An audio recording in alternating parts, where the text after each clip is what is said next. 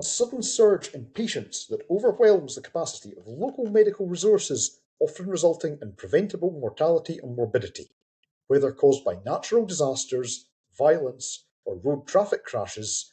One significant challenge to local service delivery is caused by these incidents, particularly in resource-limited settings.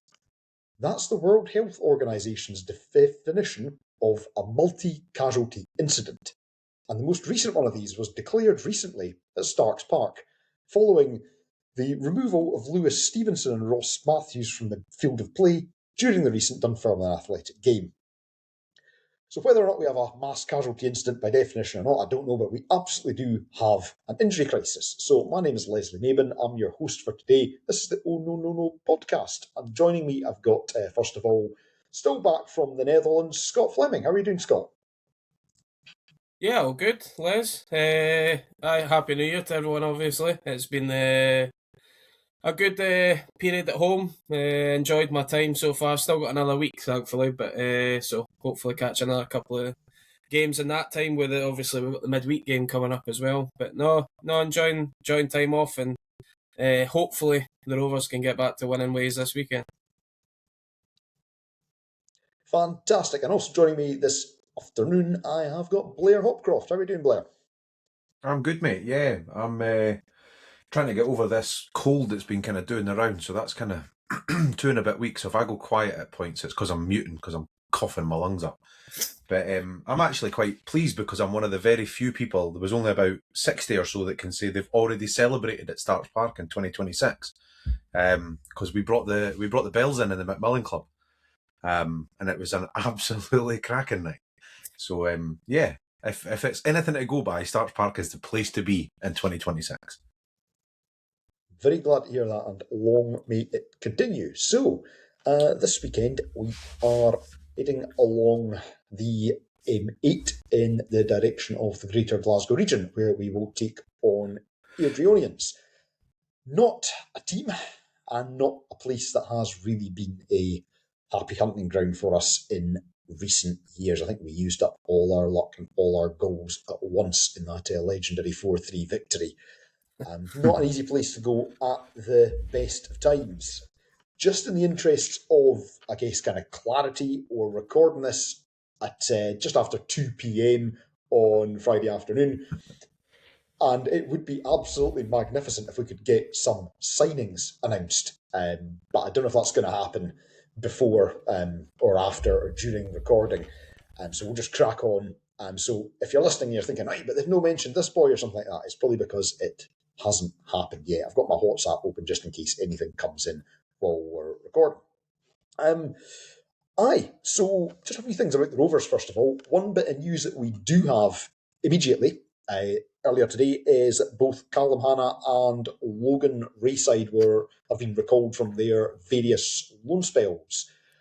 Scott, I mean, what do you think to that? Do you think this is simply because we're light on bodies? Are you expecting to see them featuring at all on Saturday or thereafter?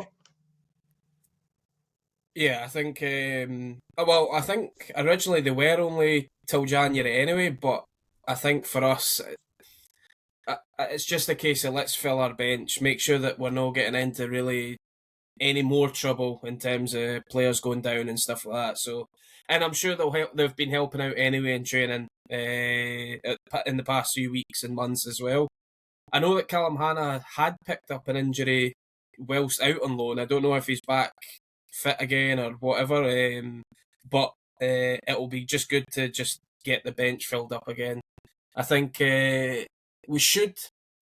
Well, I don't know. We should have Josh Mullen back this weekend because he's been sent off already. I don't know if there's a thing. I think it's 2. Is it 2? Because I wondered if a second so, red card in a season, do you get an extra game sort of thing? So if it's 2, then yeah, well, it's not great if we've not got him. But yeah, I think with these 2 guys coming back in, you might potentially see a couple of minutes here and there for them if we're really kind of down to the bare bones as we are. As you mentioned earlier, we've been linked with 1 or 2 players already this early in the window. Emery, I'm sure, has been working day and night with his backroom staff to try and find people because, I mean, everybody in the club knows that we're kind of down to the bare bones as it is already. They're also going by paper talk anyway. It seems Callum Smith is not extending his deal and will be out the club as of now, basically, because his deal was up yesterday. So yeah, we're kind of limited as what we can do tomorrow, I'd imagine. I'm just praying that in this week in training we've not really lost anybody else or damaged anybody else coming into this game, because we really can't afford that coming into this. And it probably doesn't come at a good time with us with that game on Tuesday as well, but we'll just have to see when it comes to that how we're looking. Aye, I mean, it's not ideal that it's widely reported that Barry Robson had the guys doing medieval jousting at one point in training because it was believed to be good for their running stats and avoidance of cramp. But we are down to the Blair, the rare bones. Some guys maybe going to be out for longer than others. A few guys possibly we're maybe not sure about. Paul Hanlon, for one, being a bit of an enigma. Blair, I mean, is there anybody that you think out of the casualty list that we might see back this weekend? Yeah, I mean, I think Hanlon's probably from what I understand anyway, probably the only one that's got a chance. From what I kind of understand, he was. I mean, he wasn't a guaranteed out for the derby, or at least certainly that was Dougie Imrie's story in the press. Whether that's just mind games or not, I suppose we don't really know. But having not broken anything and apparently not being concussed, you would hope that he can kind of come back in. But again, the club's, certainly the last few years anyway, they've been quite tight-lipped about injuries and stuff, and for good reason, because it's you're only helping your opposition if you're telling everybody who's available and who's not available. As much as we as fans want to know everything, so does the opposition manager. So you kind of have to take everything you read and everything you hear with a bit of a pinch of salt. But he would make a massive difference, because it's that kind of ripple effect through the team as well. You know, if Hanlon comes back into centre half, it frees up Doherty to come back into centre mid, which just changes things completely. It changes the number of kind of options that Dougie Imrie's got for him in terms of formations, in terms of personnel, in terms of shape, and all the different things that he kind of wants to do. You do kind of feel that without Paul Hanlon, his hands are kind of tied a little bit. He's not really got a huge amount of options in terms of what he can do differently from what he did against the Pars. The one thing I think that gives me a little bit of confidence, obviously I wasn't on post the derby, but I mean, the second half was so much better than the first half, and there were no changes, absolutely none, and he couldn't make any changes realistically. So that kind of speaks to, you know, Dougie Imrie's ability to G the team up a bit and call out the ones that need to be called out, and hold folk accountable, and kind of turn the course of a game without having to make 7 or 8 changes. So it doesn't massively alarm me if we don't have anybody back, but it's not ideal. And as I say, Paul Hanlon being back, it's a huge thing. He's probably the best centre half, well, one of the best centre halves in the league, to be fair. Certainly the most solid one we've got.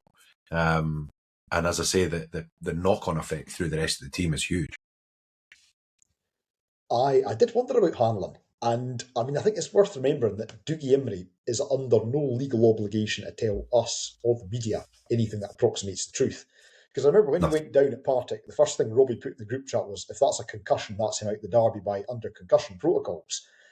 And it could be that this is what it's been, and it's actually been a sort of legal concussion thing, because I'm not wanting to reveal that I've been zooming in on high-res images of centre-backs here, but you know, they posted that picture of Hanlon coming in before the derby, right, and being along to support the team, and he didn't look as if he'd sustained an injury.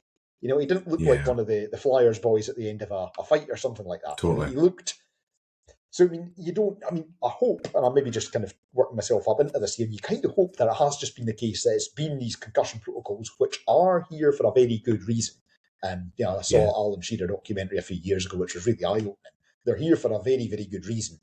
I hope that it's a case that it has been concussion protocol, despite what they maybe said publicly, and that he is back. Because like you say, Blair, I mean, it then just runs all the way through the entire team. It lets us move Doherty forward, things like that. I did think it was interesting, actually. Again, without wanting to go back too much to the Dunfermline game, just how much more energetic we were in the second half without changing a lot, other than bringing a couple of guys on who maybe haven't played a lot recently. And yeah, whether that's Imrie getting people G'd up, whether that was just getting a couple of guys in who've maybe got a little bit more energy in them, just changing things up, I don't know. But I mean, it wasn't. Yeah, the second half kind of gave me hope as well that we might see something similar in this game. So you mentioned, Scott, as well, some transfer gossip. We'll come back to that in a few minutes, but we'll talk a little bit first about our opposition for the weekend, Airdrieonians. So they've got some bits of news as well. Aaron Taylor-Sinclair has been confirmed as a permanent manager. He was doing a very good job, in fairness. Something like, was it 6 wins in 11 games, I think I saw, and 3 draws. Had a really excellent record, and they have made him into a permanent manager. Jake Hastie's deal, I mean, as expected, that's become permanent. Ayr had loaned him out, and I think that was the plan all along, was that it was going to be made permanent in January. They've got, and this is going to sound very disrespectful for not remembering his name, they've got a boy who's gone back down to England, I just read. And they have a goalkeeping crisis, which is something we have historically famously been unable to take advantage of in any situation. So I was watching the highlights of the Arbroath game. Cade Melrose went to make what looked like one of those kind of saves that Callum Ferry makes, where he leaps in the air and flies something away, but it actually looks like me trying to catch a glass that I've dropped in the kitchen. And I don't know if he cracked his back off the post or if he landed awkwardly, but he was taken off. Andrew McNeil was putting goals, and Harry Stone has now been announced as a signing from Hearts. So goalkeeper Tombola at Airdrie, new manager in, and yeah, a couple of signings being made permanent. Scott, I'll just come to you. I mean, what do you make of Airdrie's form recently? I mean, they were absolutely imperious for a while. They've maybe, they lost 3-0 to Queen's Park recently, kind of maybe not quite as imperious recently, but still very good. I mean, how do you see them coming into this one? Yeah, I think, firstly, I think Taylor-Sinclair done more than a good enough job to get the job full time. So fair play and to Airdrie and to him for getting that sorted. I'm sure the Airdrie fans will be more than happy.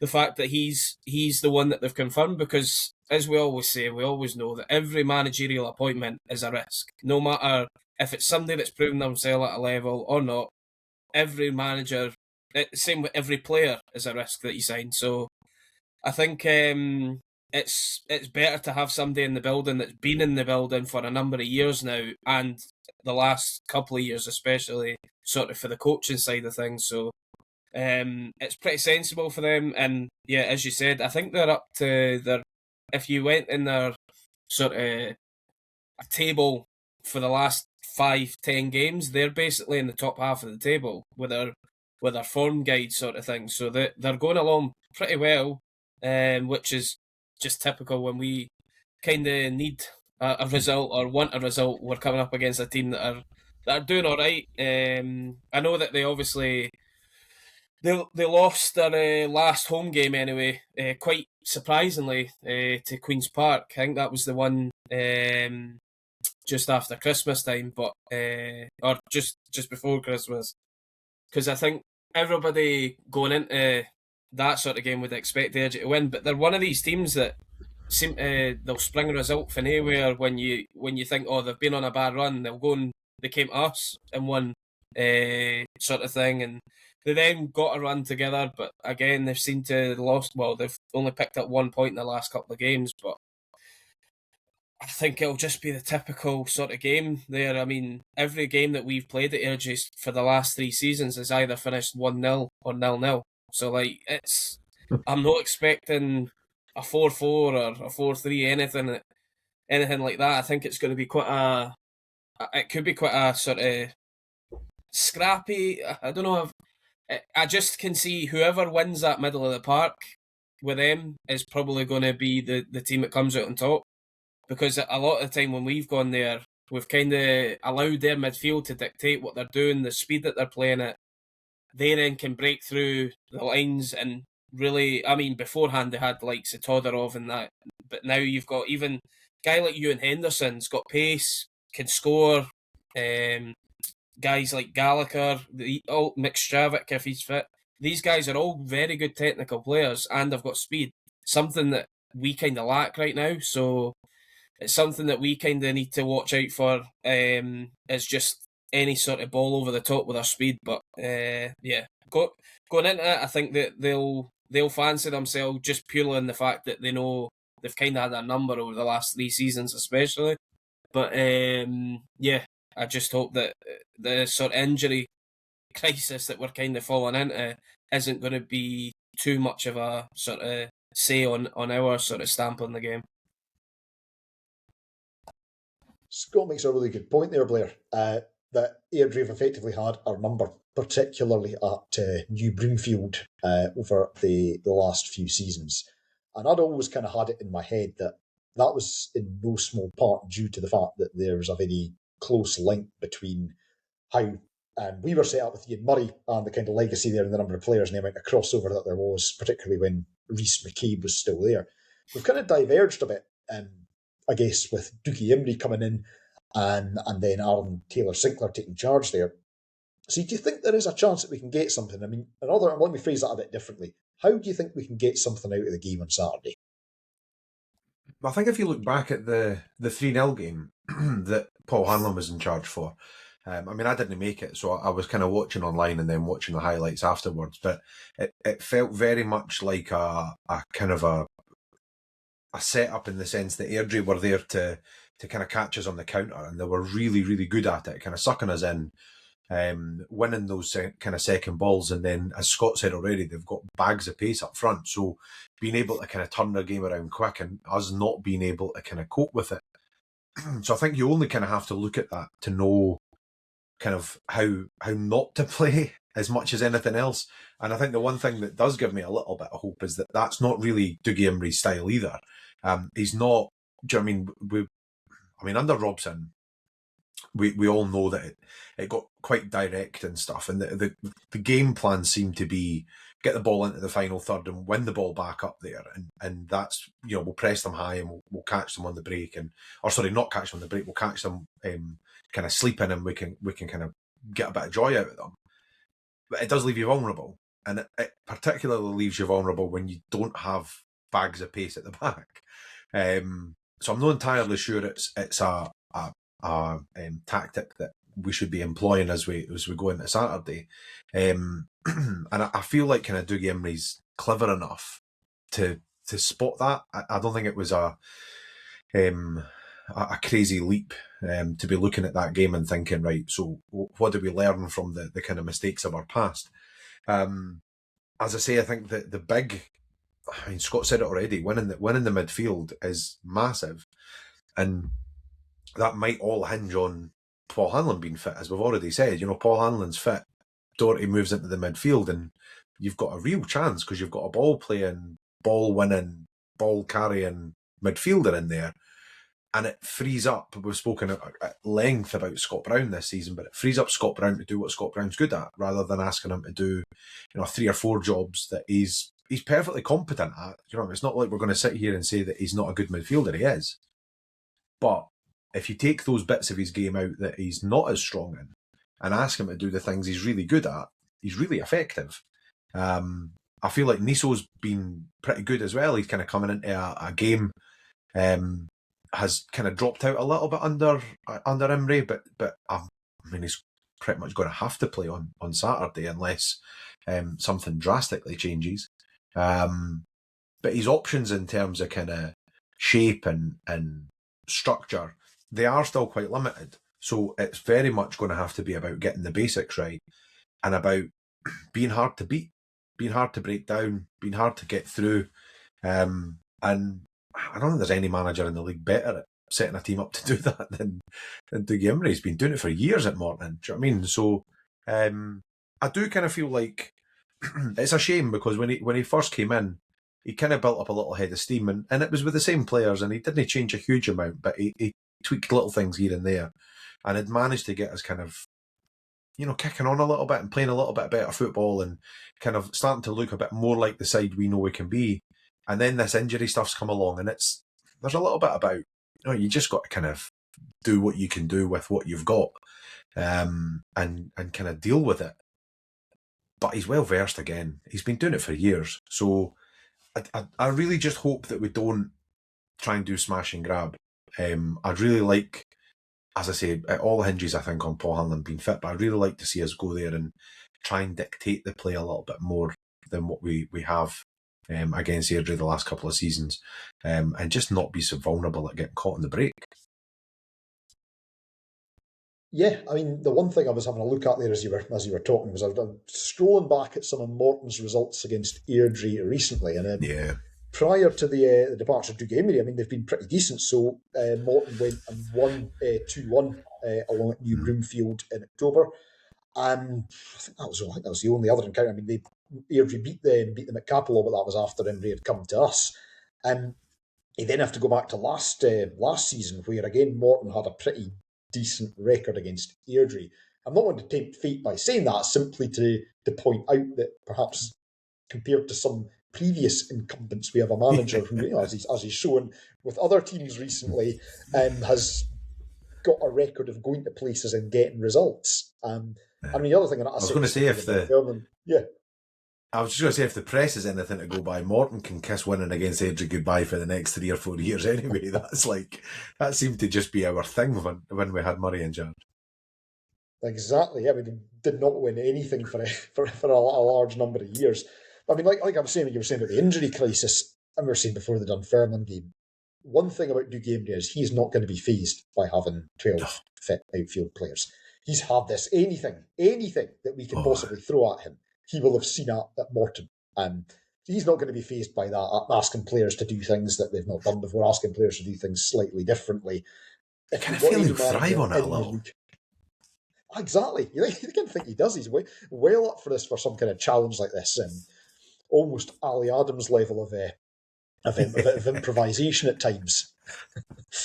But I mean, it is what it is, and hopefully Emery can take some of his experience there, where he's, as we've seen before with other teams, where he's gone and said, right, I know how to get something out of this with what we have. And to an extent that will just come down perhaps to who it is that we have available. Yeah. I did note some of the more dangerous things Airdrie can do. I was having a look at some of the highlights. Ewan Henderson has been turned into a very dangerous centre forward.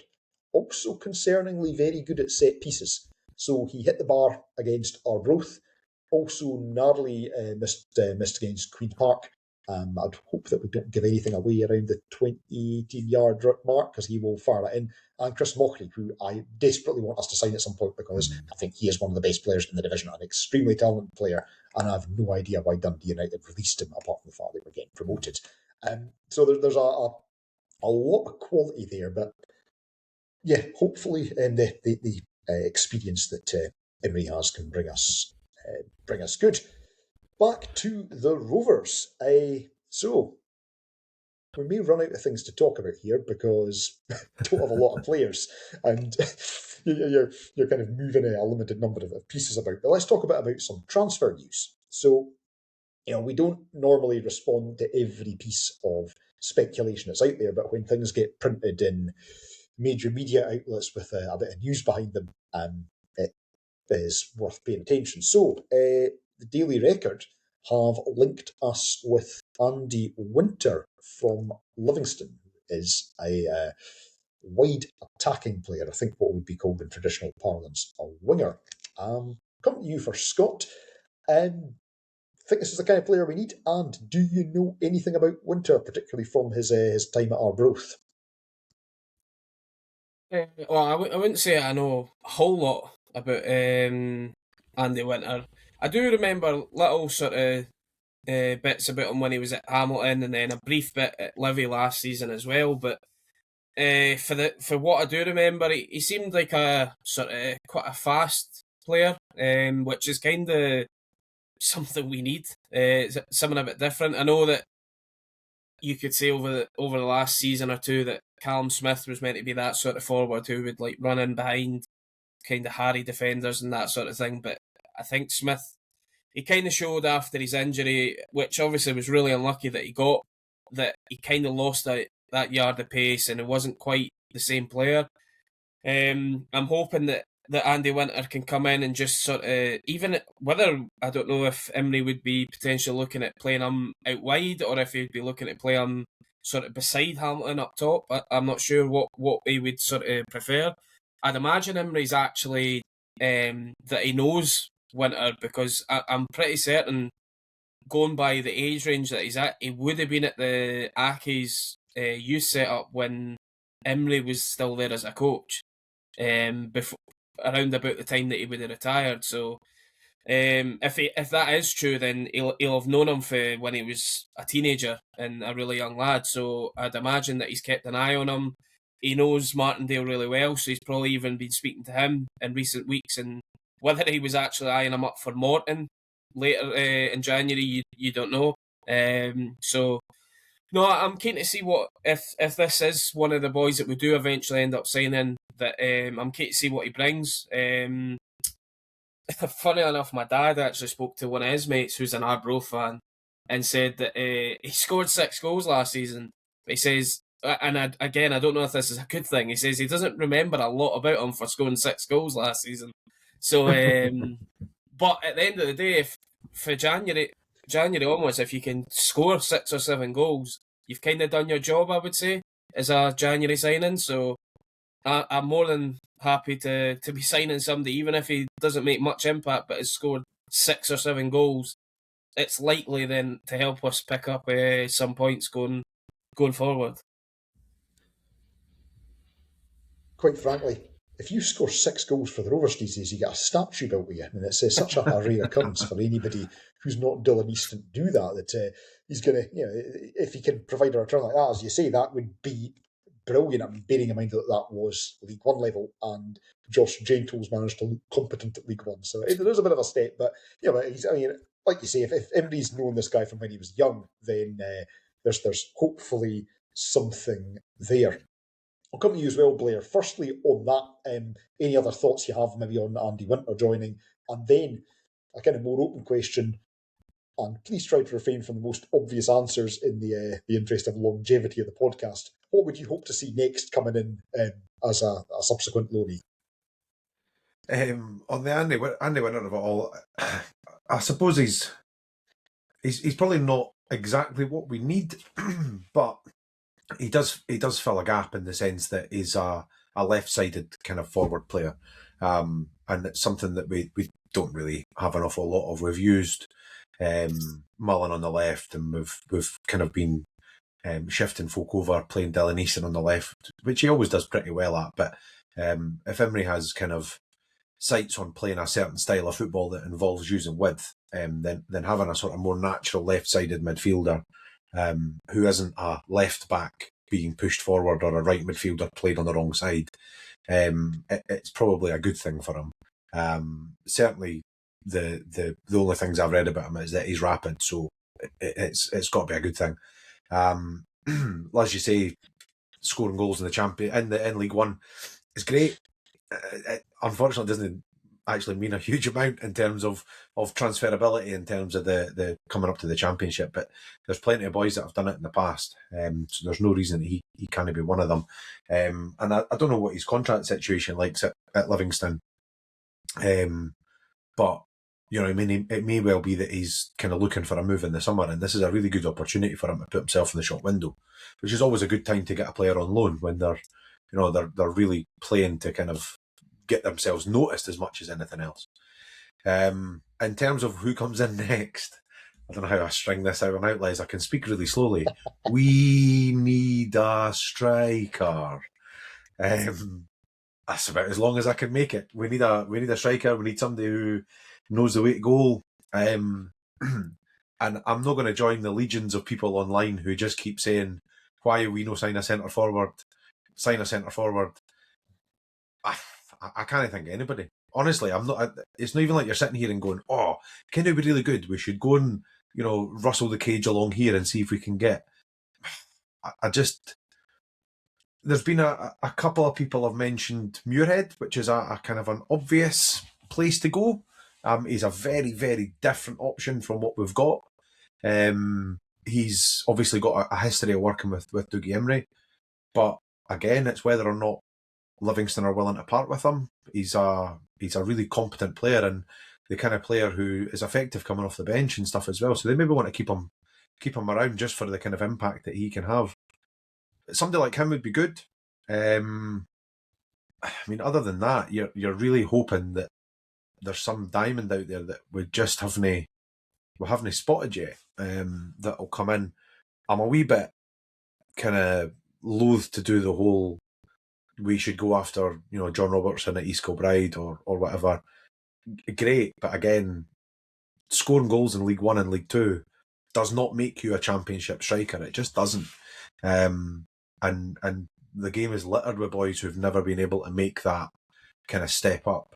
I mean, ideally, I suppose if we could find a kind of an experienced striker who's maybe not getting a lot of game time and can come down and help out a little bit, like a Chris Kane coming in to Dunfermline when he did.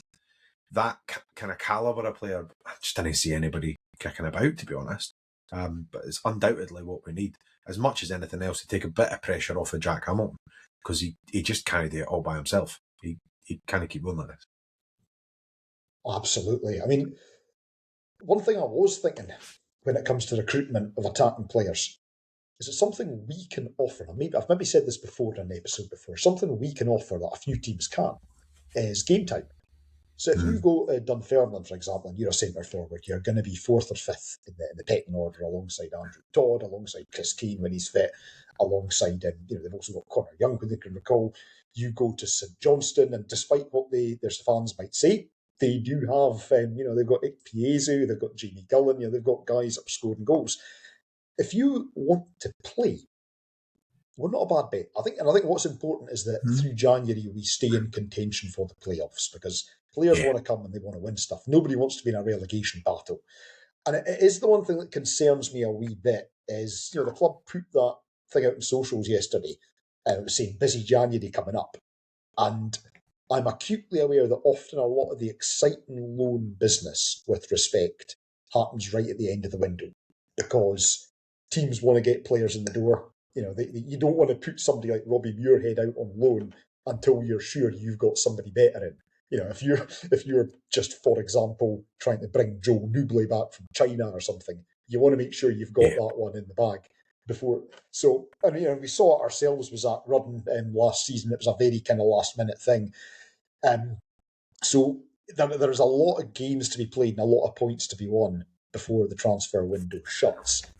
And so, I have some misgivings about kind of counting on putting all our eggs in the basket of getting something done at the last minute, because there's a lot of football to be played before then. But I mean, that's not to say that for somebody like Andy Winter or whatever, the club might have decided we're already well stacked in that position. We know we've got players coming in, and we're happy for you to go out. I mean, we even saw that with Davy Martindale a couple of seasons ago when it was 2021-22 and Livy were putting forwards out on loan. We got Poplatnik and Arbroath got first Nouble, and then they got Jack Hamilton. And the thinking was Poplatnik, they were like, we're done with him. We're just running his contract down. But whereas with Nouble and Hamilton, it's kind of like, right, we're wanting these guys to get a bit of game time explicitly so that they can then kick on. I mean, whatever happened to that Jack Hamilton guy? He was really good, wasn't he? I wonder where he's playing these days. A guy that banged in a whole bunch of goals in the second half of that season.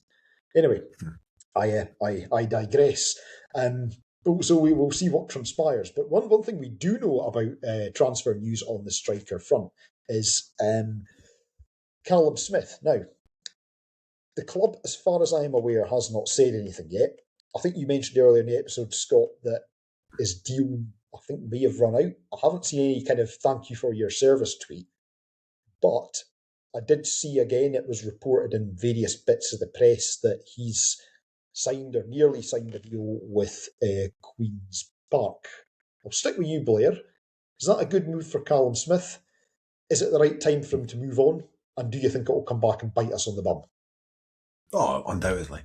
I think it's a great move for Callum Smith, if I'm honest. He's a player that you could never kind of argue with his work rate and his effort and how kind of much he put into everything that he did. He was the kind of player that every fan enjoys watching, but I'm not entirely sure that he's the player that you have when you need the player that we need, if that makes sense. Like he doesn't kind of fill a gap for us as much as anything else. Whereas I think he'll do particularly well in a team where he's probably getting a bit more minutes. He needs to play more football, I think, is probably as much as anything else. It's maybe a little bit unfair, but I think he was probably at the end of his time with us before he got the injury. And I mean, we'll never know, but it did kind of feel like the time had kind of come for him to move on. And then obviously he gets the injury, and I mean, fair play to the club and fair play to him for kind of sticking by him. And I mean, I say that, I don't think he was on particularly good money or anything like that. I think it was very much just get through the rehab and see what kind of happens and see if you can play your way back in. I remember thinking at the time that he was very much a Robson kind of player. And I did kind of think that might be the thing that keeps him going. I fully expected, I'm maybe a bit unfair in this, but I fully expected him to be ending up in League One when he left us. So if he has, and certainly all the kind of noises seem to be that that's what's happening, if he has got himself a move into the Championship again, back playing with Aidan Connolly and stuff, fair play to him. And genuinely wish him nothing but the best of luck, except when he's playing us, because that will almost, like you say, it's written in the stars, and it's always the same. Every club feels the same way, but he'll almost certainly come back to bite us at some point, I'm sure. Scott, just come to you as well. You sad to see Callum Smith move on, and also, if so, what just for your last, what was your favourite Callum Smith moment in a Rovers shirt? I mean, just as a guy as well, he seemed like a really nice person. So yeah. I think it's the same. It's kind of like, for me, I know that he's went on to, and he was a slightly better player. It's kind of, I get the feeling of what it was like when Jamie Gullen officially left. He was a really nice guy. I think the whole team liked him. It's the same here. Callum Smith's a well-respected and a well-liked guy in the changing room. But and we said it at the start of this season was, well, Gullen, he came back a different player, but he wasn't still scoring the goals that we kind of needed or wanted. And yet he's gone to another team and started doing that. So whether Callum Smith starts doing that with Queen's Park... Bring your hand up for him right now, though, eh? Probably. But, yeah, I mean, Queen's Park are starting their own wee Rovers, ex-Rovers team as they go, with Murray and Connolly, and they've still got Longridge as well, so there's quite a few over there now.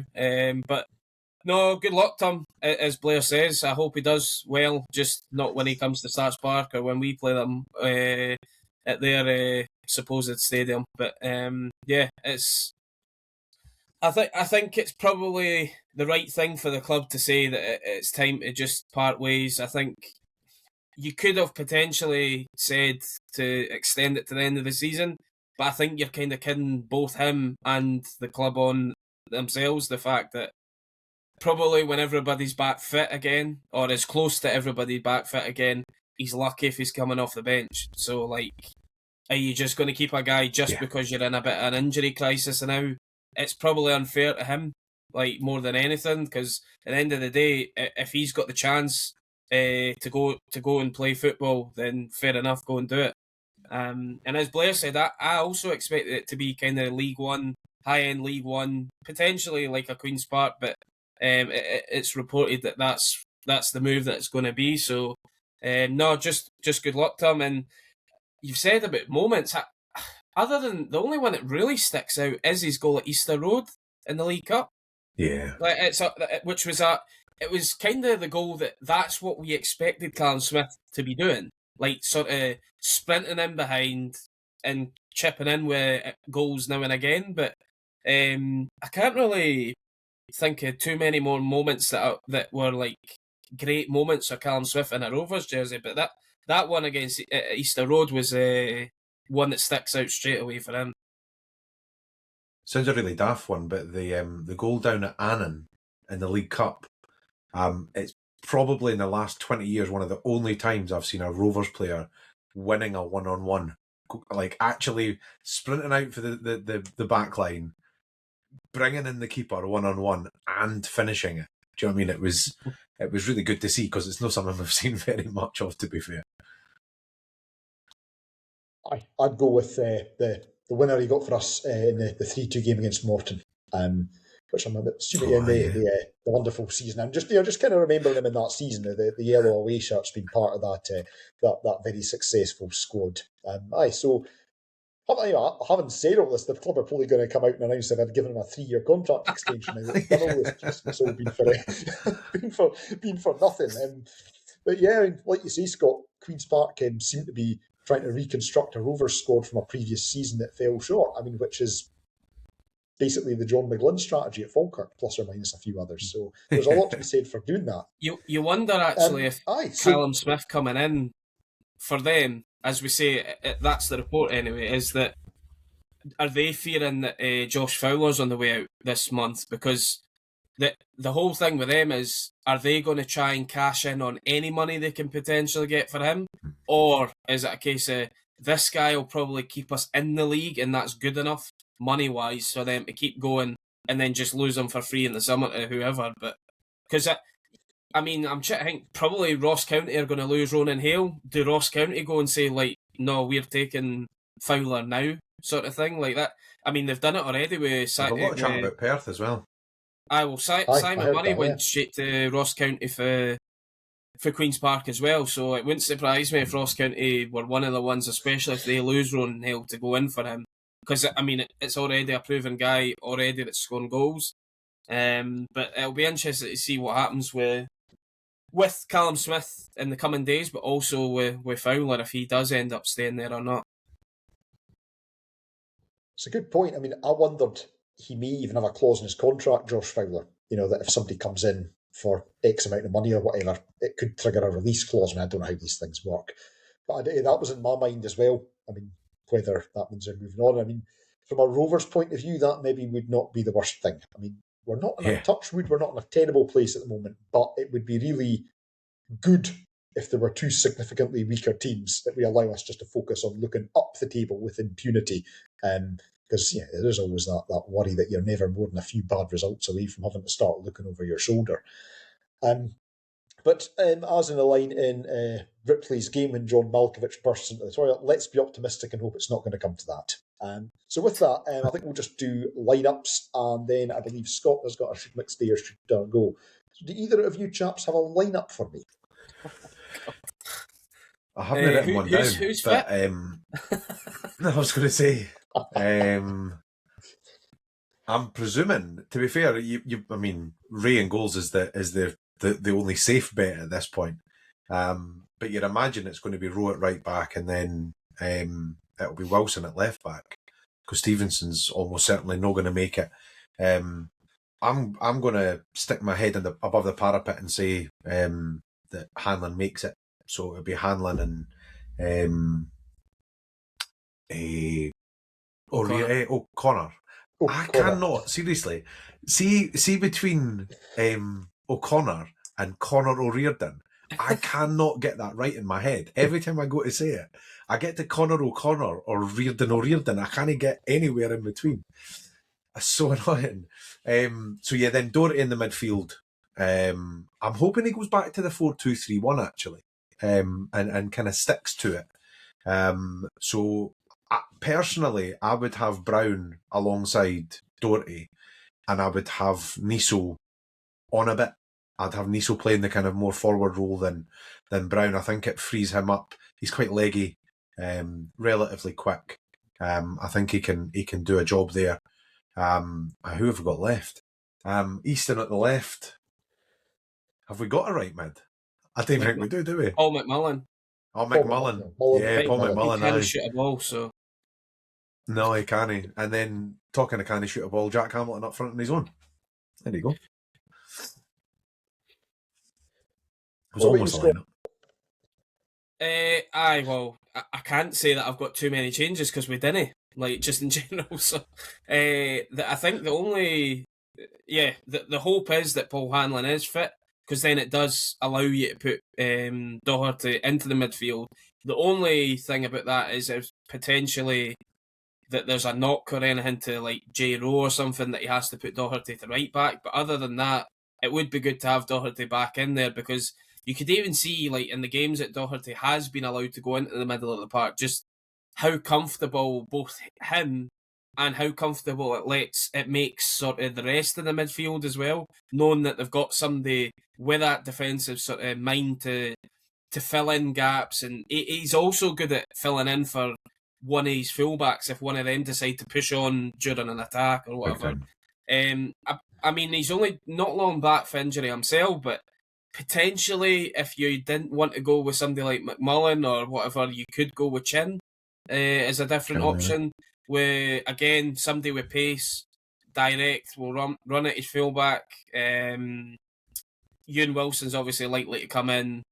We didn't see him last week, which I was a bit surprised at with how thin the bench was, but I mean, I would never be against Kai Montague even starting, or even just getting a good amount of time off the bench.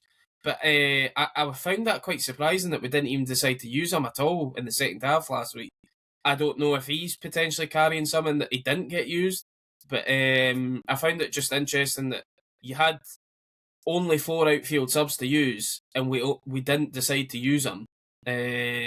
Which, we don't know why or whatever, but especially now, likely without Ross Matthews as well, I think you're kind of down to the bare bones in the midfield that you potentially do need to use Montague. And that might mean that you play him and then move Easton out wide to the left. But it is kind of a lottery, despite having a smaller squad, a lottery who is fully fit and who can give you 90 minutes, who can give you 30 minutes. That's what Imrie will obviously probably today be deciding what he's got available for him for tomorrow, and who can give him what sort of thing. Because I mean, if everybody in terms of who's normally a starter can give you 80 minutes, then he'll be happy. But I think you're going to potentially, the only extra subs that you're going to have is likes of Rayside, Hannah, and if we somehow did announce a sign-in between now and tomorrow at 3 o'clock, like, that's the only other time that you could fill out that bench. So, yeah, as I say, I can't really say that I would change anything other than what Blair said and potentially Chin for McMullen. You make a good point about Kai Montague, actually, and I was surprised with that too, that we didn't see him at any point last week, and whether that was just Imrie deciding by the time that that we had enough momentum towards the end of the game that we didn't want to change anything or whatever. But yeah, I was a bit surprised by that. We've not seen a lot of him. I'm totally unsurprised. I think it was quite telling that Josh Gentles didn't appear at any point, even when you're trying to push for a winner. A centre forward on the bench doesn't come on. That kind of tells you something that we haven't seen since the days of Willie Akio. But yeah, I mean, I wonder. Yes, I was just going to say, I wonder with Montague if it's with the derby, if it was a discipline thing. I mean, Montague's shown himself to be kind of decent on the ball, and he's got lots of energy, and he adds in that regard. But he's a young lad, and I think the one question mark anybody could raise about him, and it's an age thing as much as anything else, is probably his decision making. There's once or twice where he's kind of not always made the right decision when he's been put under pressure. I'd like to think that it's funny because it's like, I'm the same as you, Les. On one hand, I'm like, well, there's a good reason Josh Gentles never got off the bench last weekend. But on the same hand, I'm willing to go, I wonder why Montague's not getting off the bench, and I'm not kind of almost not willing to entertain the idea that it's the same issue. But yeah, time will tell. But I'd like to think that that's not as telling. I think that if we had been winning that second half, and then I would understand more if Montague wasn't brought on. It was more the fact we were losing. Well, actually, I was even saying it at 2-0 down before we got the penalty to make it 2-1, that Montague is the only sub that I would have brought on at that point, because I'm like, well, he's somebody attacking. You're going to get plenty of effort from him because he does run about and he does get stuck in. And every now and again he will come out with a bit of quality where he'll take somebody on, or he'll good 1-2 with one of his teammates and can go round somebody. And I know he's no scored yet, or he's no really done too much in terms of that side of things, but I still think he would have been an option when you're losing the game, rather than just kind of go with what you've got. That said, I was kind of struggling with who you would bring off for him. Potentially, it could have been somebody like a Paul McMillan, just because he was probably ran his race, and well, he was never scoring for the Rovers. I've accepted that, but I think it's just a case of Imre obviously will know best what he's seen in training, and obviously decided that it wasn't the game for him. Yeah, and I think we can probably wrap up there before we move on to Should McStay or Should Dargo. One final point I did just scribble down there, and the kind of other unknown is Lewis Gibson. So again, we assume there will be some window for his loan to end in January, or for us to bring him back. I don't know when that will be. We've not heard anything yet either way, unless something's come out while we've been recording. You imagine it might be too late for this weekend, given that we announced Rayside and Hannah coming back this morning, and you think you might have announced that at the same time, but I'm sure we'll see him when we do see him, and he will be a very valuable asset on the left, or the right, or indeed anywhere. Fantastic. So, Scott, I believe you have a Should McStay or Should Dargo for us. Yes, indeed, I do. Pretty basic clues, just everything taken off a Wikipedia pretty much, so argue with them if there's anything that's wrong. Anybody that thinks that there's something wrong come the end of it. But I'll just get... Or just shut up, because nobody cares. So just or anybody that does care. I've got all my spot heights ready, so I'll throw these in the bin. Oh, well, don't worry. I certainly do not go into geography or rivers, bridges, any of that. So, first clue. This player was born in Glasgow in July 1986. Ooh.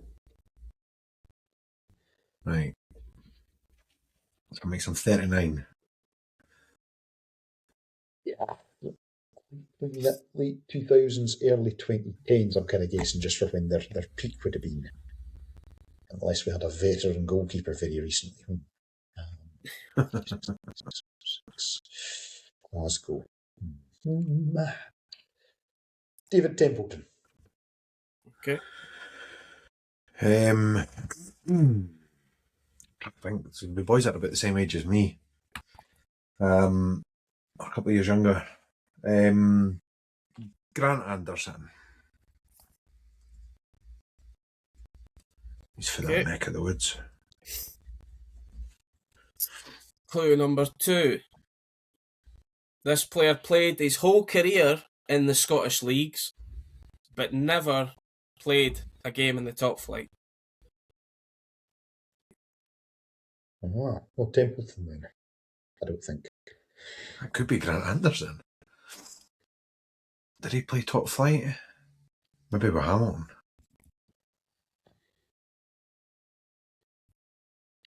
It's clearly somebody with a lengthy career, you would have hoped. Yeah. That's Mark Ferry. Okay. So there was no numbers there, Scott. It was just whole career in Scotland, but never in the top flight. Aye, yeah. I'll stick with Grant Anderson. Okay. Clue number 3.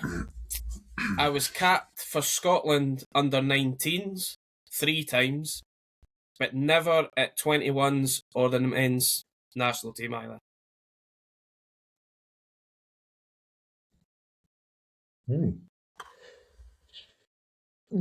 Sounds like somebody that could have started quite promisingly, but not actually made the grade at a Premier League club. Or started at a big club. Yeah, and then been farmed out. Or Yeah. Because sometimes that's all it takes, eh? Just playing for one of the old firm or something at that age group can be enough. That's terrible. I shouldn't have said that, but it's totally true. It's true though. You get a lot of guys that will get the under 19 caps and they won't actually make a senior. We've got one that sat on the bench last week.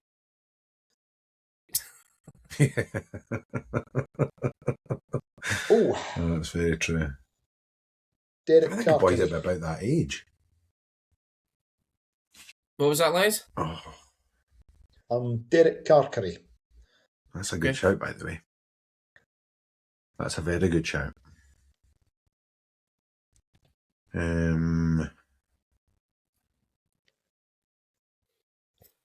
No, I've got none. I don't think he did, to be fair, but I'll stick with Grant Anderson now.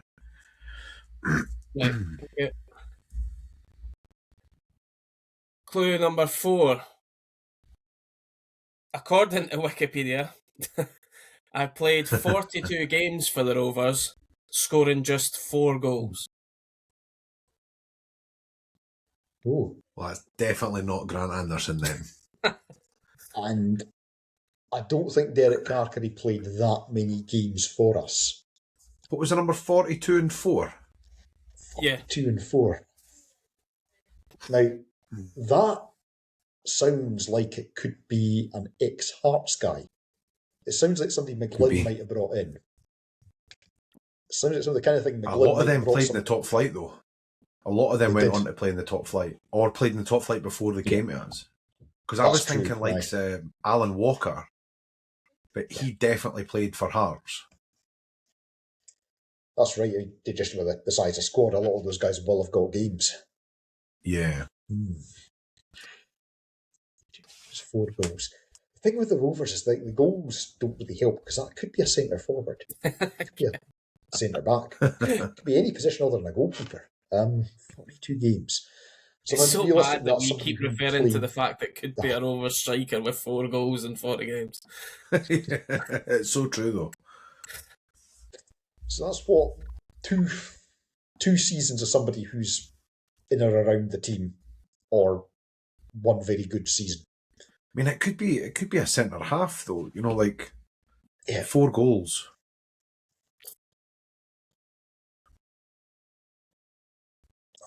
Teams 96.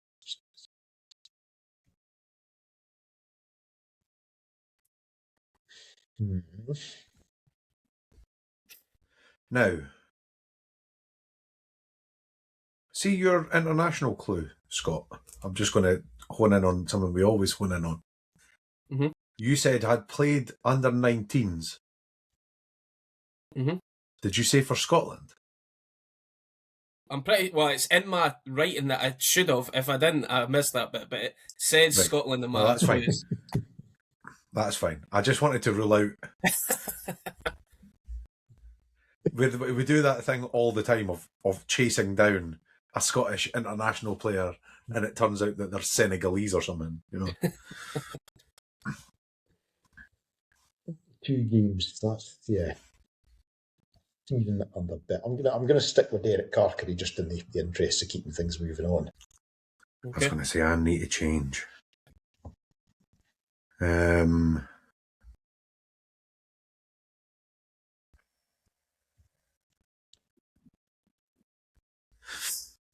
42 and 4.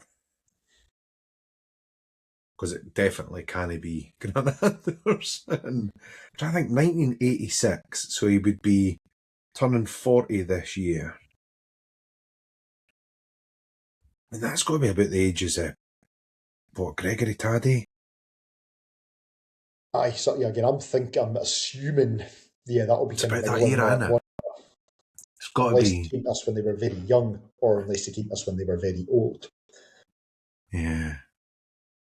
And if it's somebody that's never played in the top flight, with respect, you can't see it being somebody coming to us at the end of their career having not been at a higher level before.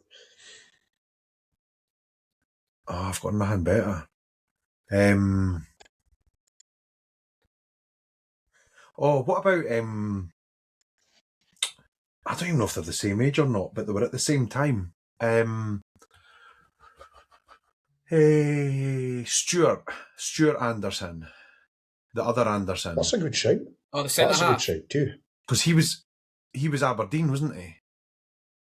Wait, Stuart. Was he not Aye. midfielder? Centre midfielder? Was it Stuart? Stephen? Was this the Stuart boy that Anderson, was signed Stuart. St Johnstone? I thought he was he no Aberdeen? I'm sure it was Aberdeen. He definitely had kind of not junior underage caps at Scotland. not the centre half we got from. Oh, right. Okay, I was getting confused there. Well, it's clearly no him, yeah. then, is it?